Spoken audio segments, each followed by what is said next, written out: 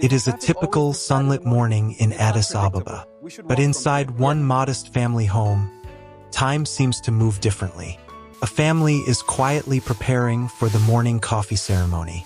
Slowly, without any formal invitations being sent out, the front door opens. A neighbor drops by, then another.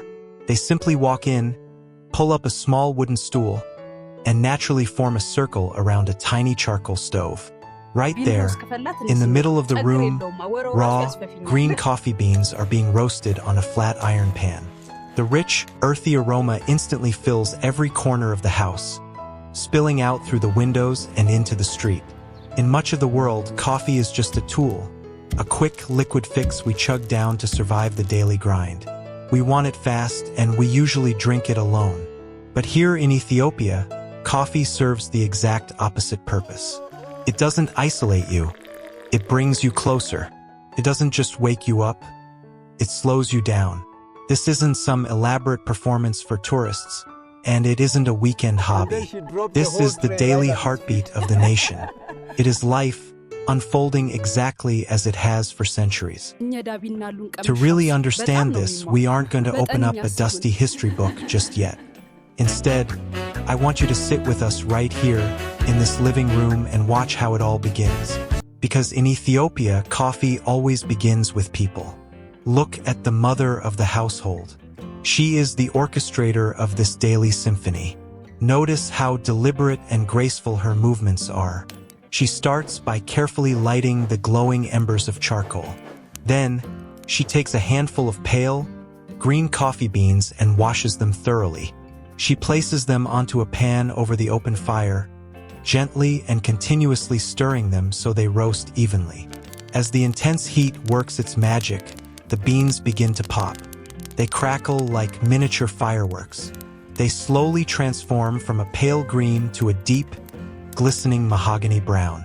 And then comes a crucial, beautiful moment. The mother lifts the smoking pan from the fire and walks around the circle of guests. She pauses in front of each person, allowing them to gently wave the thick, fragrant smoke toward their faces. They close their eyes and inhale deeply. This isn't just about smelling the beans to check the quality of the roast. It is a profound act of welcoming. It is a silent, sensory way of saying, "You are here, you are honored, and we are sharing this exact moment together." Once the beans are perfectly roasted, they aren't tossed into a loud electric grinder. They are poured into a traditional wooden mortar and crushed by hand with a heavy metal pestle. The rhythmic, steady thud, thud, thud of the grinding is the unmistakable soundtrack of an Ethiopian morning.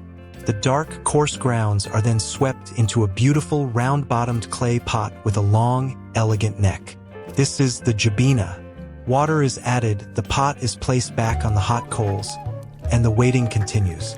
When the coffee finally boils, she pours the dark, rich liquid into tiny, handleless cups in one continuous, sweeping motion from high above, never spilling a drop.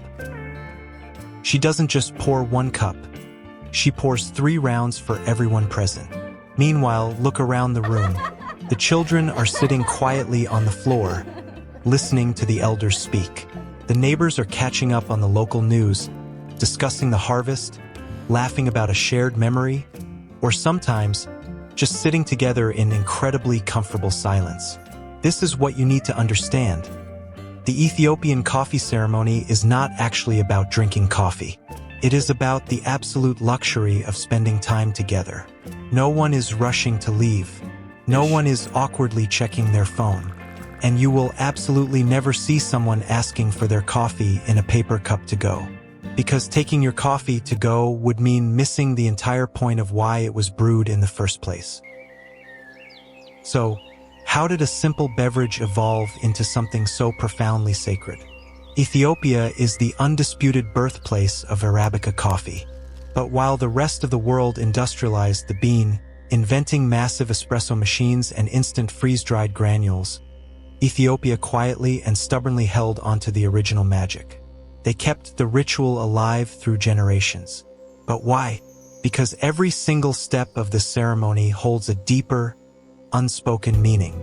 They roast the beans right in front of the guests as the ultimate display of respect and transparency. They share the aroma to signify the sharing of spirit and good intentions before a single word of conversation is even spoken. But the absolute heart of the tradition lies in the 3 rounds of coffee. The first cup, called abel, is the strongest and most robust. This is meant to awaken the senses and spark the main conversation.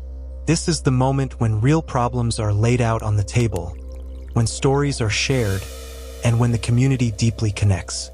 The second cup, tana, is a bit milder, brewed by adding more water to the remaining grounds. This cup represents the continuation of the bond. It is the softening of any disagreements, the deepening of the connection, and the gentle progression of time spent together. Finally, the third cup, baraka, is the weakest in caffeine but the absolute most powerful in meaning. Baraka literally translates to blessing.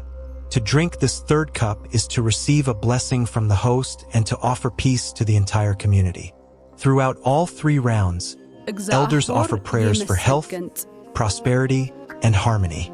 The coffee ceremony is the ultimate expression of Ethiopian hospitality. It is a social glue that resolves conflicts, welcomes strangers, and builds an unbreakable web of community. For them, coffee is not a commodity. It is a sacred space they build for one another. Of course, the wheels of the world are spinning faster than ever, and Ethiopia is no exception to the march of time. Today, if you walk through the bustling streets of modern Addis Ababa, you will see a rapidly changing landscape. You will find chic, contemporary cafes with massive glass windows and high-speed Wi-Fi. You will hear the familiar hiss of Italian espresso machines. You will see young professionals furiously typing on laptops, university students with their heads buried in textbooks studying for exams, and sharp-dressed entrepreneurs shaking hands over business deals. But here is the incredible, resilient thing about this country. When the laptops finally close, when the workday ends, and when these same people return behind the closed doors of their family homes, the ceremony is still there, waiting for them. The traditional coffee ceremony has not been erased by modernity. Rather, it has been preserved as a necessary, grounding antidote to it. Even the younger generation, the ones glued to their smartphones and living in the digital age, still take immense pride in knowing how to properly wash, roast, and brew the beans.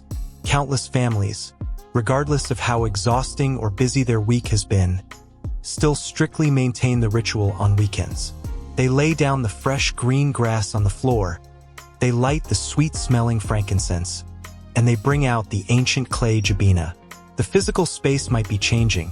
It might be a compact apartment in a high-rise building instead of a traditional rural village home. But the soul of the practice remains entirely untouched. The spaces evolve, but the meaning never fades.